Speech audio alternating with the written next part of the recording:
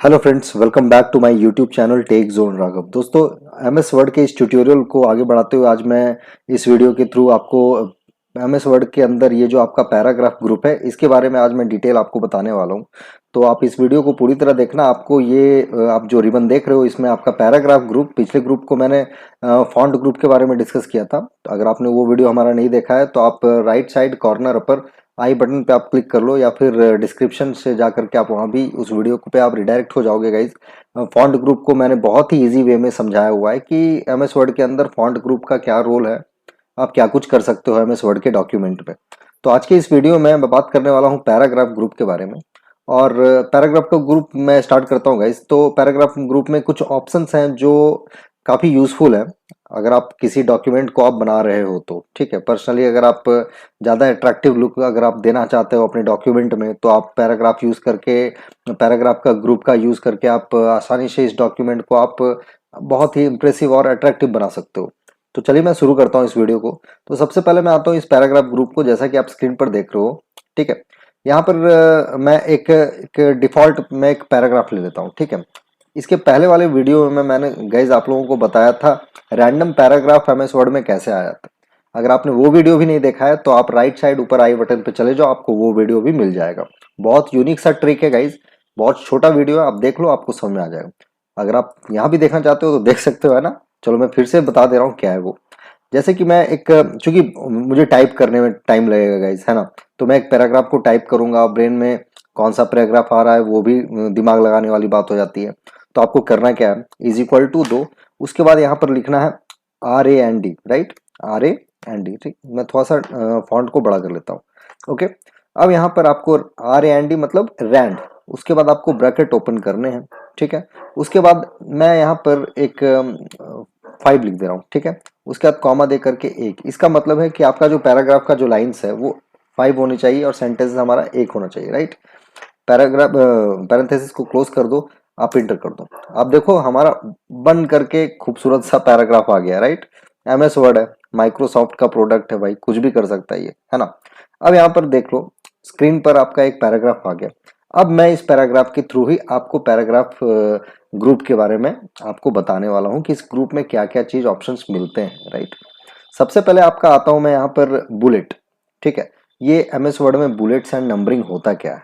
तो bullets and numbering क्या होता है, ठीक है, सबसे पहले मैं इसको कट कर लेता हूँ। ठीक है, अब यहाँ पर देखो, सपोज करो आप कोई लिस्ट तैयार कर रहे हो। ठीक है, तो लिस्ट जो बनता है या तो बुलेट फॉर्म में भी बनता है या फिर नंबर फॉर्म में बनता है। जैसे यहाँ पर आपका बुलेट लिस्ट क्या होता है, तो बुलेट लिस्ट में सपोज करो आप जैसे कोई भी अट्रैक्टिव कार्ड बना रहे हो या फिर कोई भी किसी तरह का इनविटेशन कार्ड बना रहे हो, तो जरूरी नहीं कि उसमें आप जो लिस्टिंग कर रहे हो वो आपका नंबरिंग वे में हो, राइट।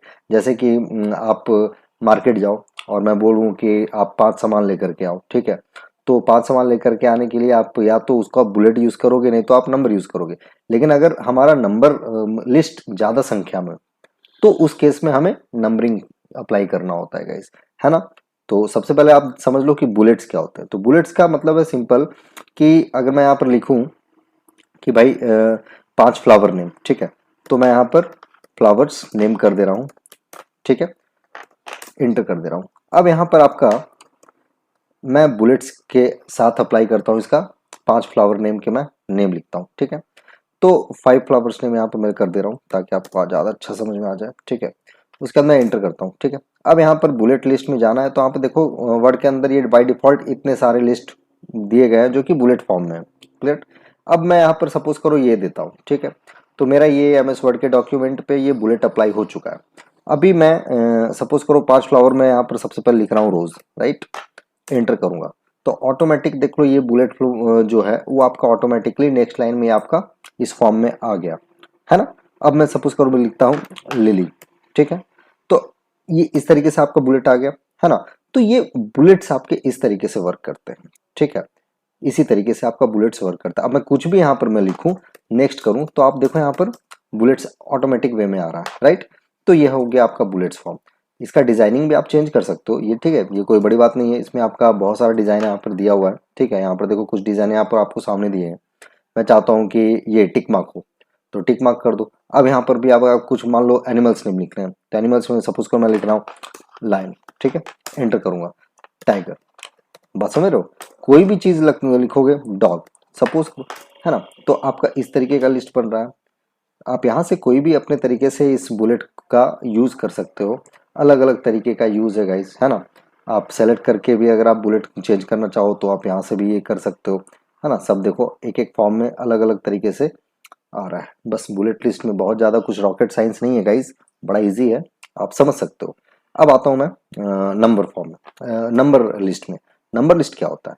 नंबर लिस्ट सेम है, बस मैंने अभी आपको क्या बोला था, बुलेट क्या होता है, वो अनकाउंटेबल मेथड में होता है, ठीक है, वो काउंट नहीं किया जा सकता है, ठीक है। अगर एक समय पे हमारा लिस्ट बहुत ज़्यादा संख्या में है तो आप काउंट नहीं, जैसे कि किताब का पढ़ना एग्जाम्पल आप समझ लो।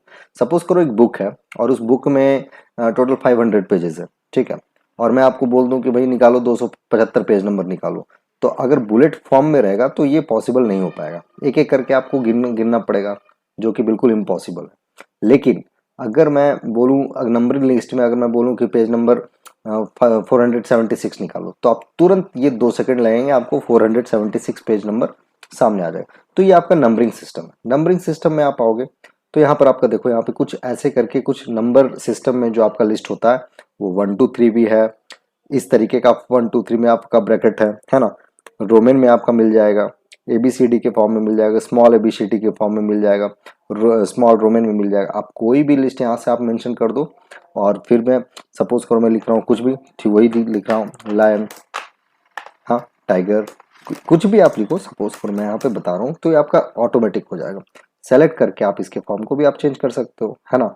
बड़ा इजी है। ये देखो आपका रोमन रोमन का लिस्टिंग हो गया।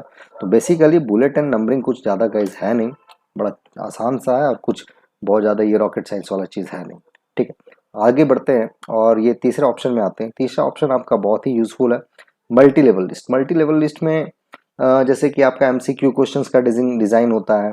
मान लीजिए रोमन नंबर का क्वेश्चन होता है, चूज द करेक्ट आंसर, उसके नीचे में 1 नंबर का क्वेश्चन होता है, उसके 4 ऑप्शंस होते हैं जो छोटे छोटे ABCD के होते हैं। तो उस केस में आपको मैं मल्टी लेवल लिस्ट का यूज करूंगा, ठीक है। तो वैसे मैं इसके ऊपर मैं पर्सनल एक वीडियो बनाने वाला हूँ ताकि आपको अच्छे से समझ में आ जाएगा, ठीक है। फिलहाल मैं अभी वर्बली आपको समझा दे रहा हूँ कि basically multi level bullet list, multi level list का यूज ऐसे ही होता है। अब आते हैं ये आपका क्या है, तो ये डिक्रीज इंडेंट है और इंक्रीज इंडेंट है। सपोज करो मैं यहाँ पर अपना नाम लिख रहा हूँ, ठीक है, इसको सेलेक्ट करो, उसके बाद मैं यहाँ पर क्लिक कर रहा हूँ, तो ऑलरेडी ये डिक्रीज है। अगर मैं इसको इंक्रीज करूंगा तो देखो ये मेरा लाइन जो है इंक्रीज होता जा रहा है, और ये नेक्स्ट ऐसा कुछ हो जाएगा, राइट। तो ये डिक्रीज इंडेंट इस तरीके के फॉर्म में आ जाएगा। तो ये इसका कुछ बहुत ज़्यादा यूज नहीं है गाइस, बस आपको जानना है कि डिक्रीज इंडेंट को लेफ्ट और राइट कैसे किया जाता है। मतलब राइट करना मतलब इंक्रीज करना, लेफ्ट का मतलब डिक्रीज करना होता है। अब आते हैं ये आपका क्या है, शॉर्ट है।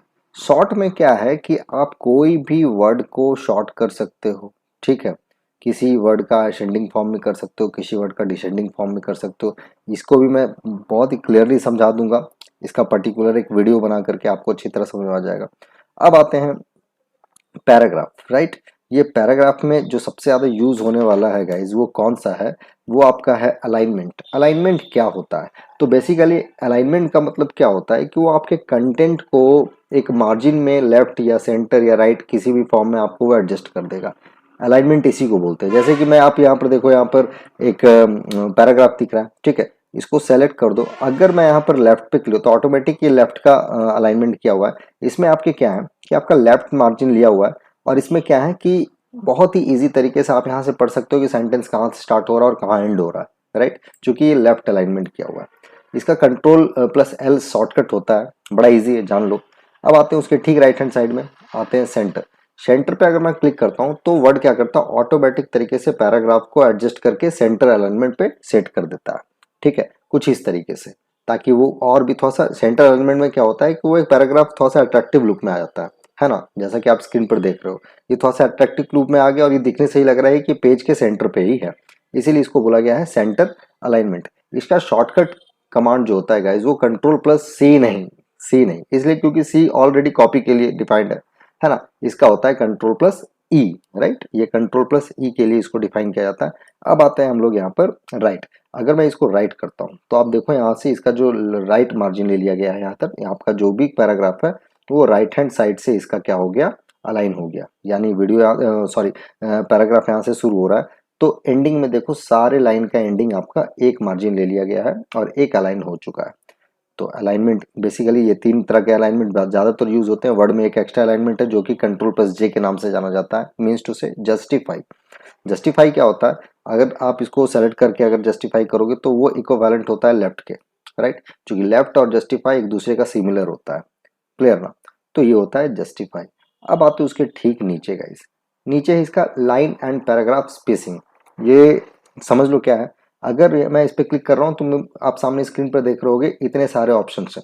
अगर मैं 1.0 पे करता हूँ तो लाइन के बीच में जो गैप है आप देख रहे हो, ये वाला पार्ट, इस पार्ट के मान लो यहाँ पे इस और इस लाइन के बीच में जो बीच का गैप है वो इतना है, ठीक है।